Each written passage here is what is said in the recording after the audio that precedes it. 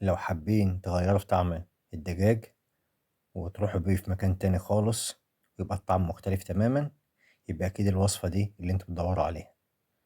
دي وصفة دجاج مندي، ولكن بالطريقة بتاعتي، طريقة مختلفة تماما وهتعجبكم عن بقية الوصفات. بس لو لسه مش مشترك عندي في القناة، انزل اشترك وفعل الجرس عشان يوصلك كل جديد. شايفين سوى الفراخ؟ سوى الفراخ حاجة محترمة خالص، وطعمها حاجة قمة الروعة. بأمانة حاجة من الحاجات التحفة اللي أنا عملتها. الله عليه، ما شاء الله طعمها تحفة. هنجيب معانا دجاجة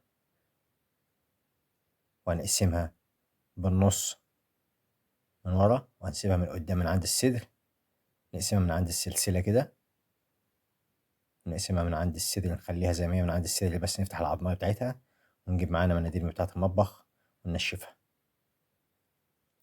وبعد كده نحضر معانا طبق وننزل فيه ببصلة مبشورة، وننزل عليهم بفصين أو 3 فصوص من التوم المهروسين، وعليهم معلقة من الكركم صغيرة، وعليهم معلقة من الفلفل الأبيض صغيرة، ونص معلقة من الملح.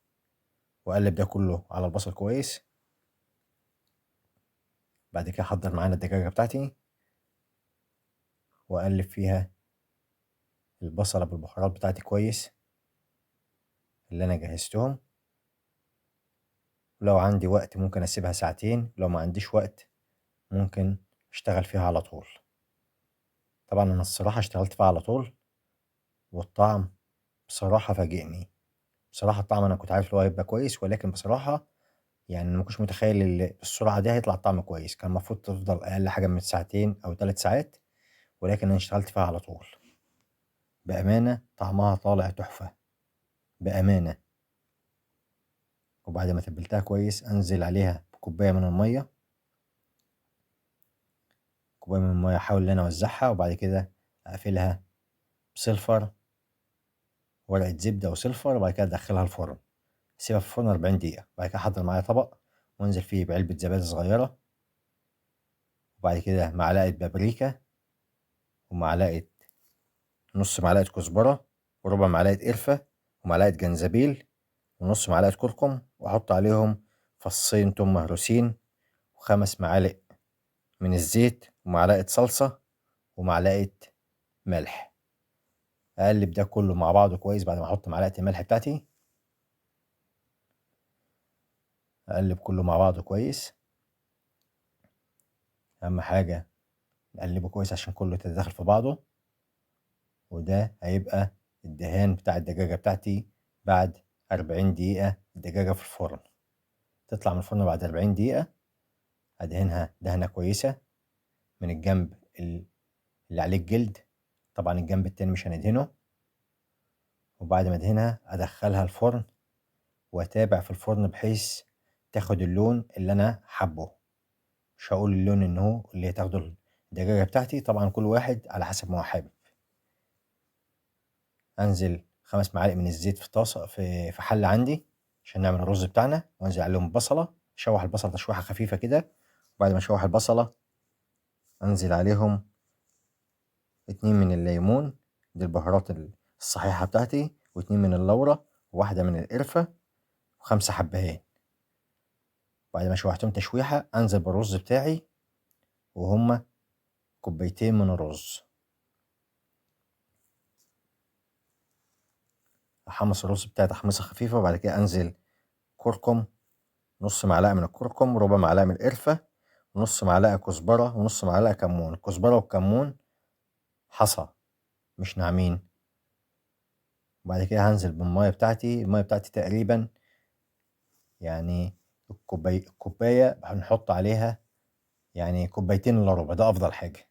مش كوباية ونص ومش كوبايتين، ده على الرز البسمتي. بعد كده انزل بنص معلقة من الملح، و2 مكعب مرقة فراخ. اقلب ده كله مع بعضه كويس. اقلب عشان مرقة الدجاج تستوي وتدوب كويس مع المية.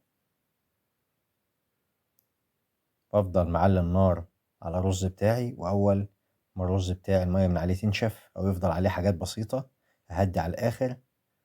وبعد كده اجيب اللون الاصفر بتاعي احط عليه معلقة مية وادوبه، وافضيه فوق الرز بتاعي وادي تقليبة كده.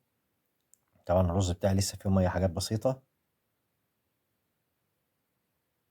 احاول اخلي الرز بتاعي كمان 5 دقايق، اقل من 5 دقايق هيكون مستوي معايا. اجهز الطبق بتاعي اللي هطلع فيه الرز بتاعي، على طول هيكون جاهز الرز بتاعي على التقديم. هنا يعتبر الرز بتاعي جاهز. هبدأ انزل الرز بتاعي واطلع الفرخة بتاعتي من الفرن.